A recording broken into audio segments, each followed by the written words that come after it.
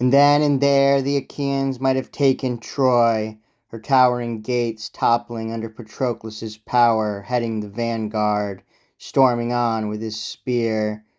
But Apollo took his stand on the massive rampart, his mind blazing with death for him, but help for Troy. 3 times Patroclus charged the jut of the high wall. 3 times Apollo battered the man and hurled him back, the god's immortal hands beating down on the gleaming shield.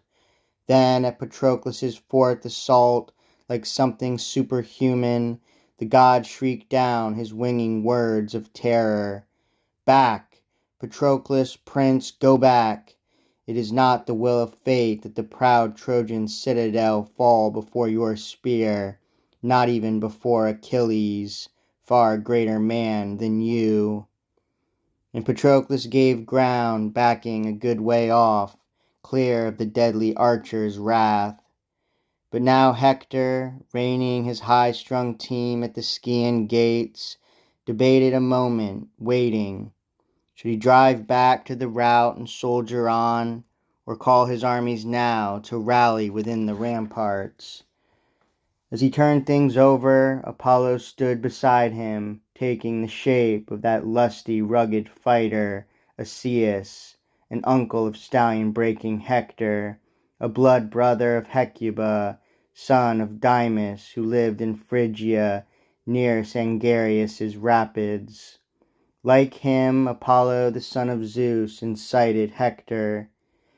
Hector, why stop fighting, neglecting your duty? If only I outfought you as you can outfight me, I'd soon teach you to shirk your work in war. You'd pay the price, I swear. Up with you, fast. Lash those pounding stallions straight at Patroclus. You might kill him still. Apollo might give you glory. And back Apollo strode, a god in the wars of men, while glorious Hector ordered skilled Cebriones. Flog the team to battle.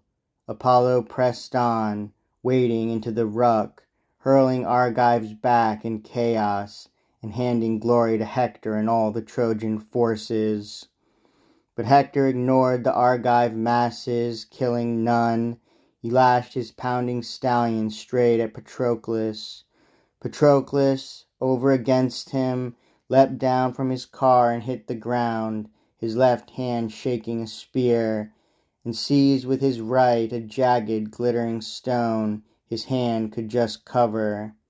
Patroclus flung it hard, leaning into the heave, not backing away from Hector, no, and no wasted shot.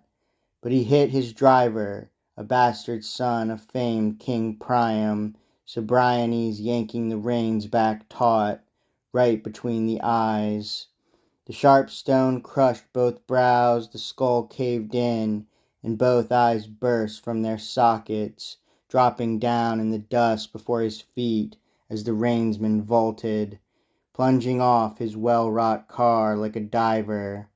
Cebriones' life-breath left his bones behind, and you taunted his corpse, Patroclus, oh my rider.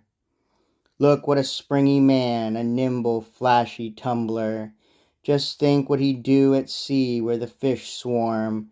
Why, the man could glut a fleet, diving for oysters, plunging overboard even in choppy, heaving seas, just as he dives to ground from his war car now.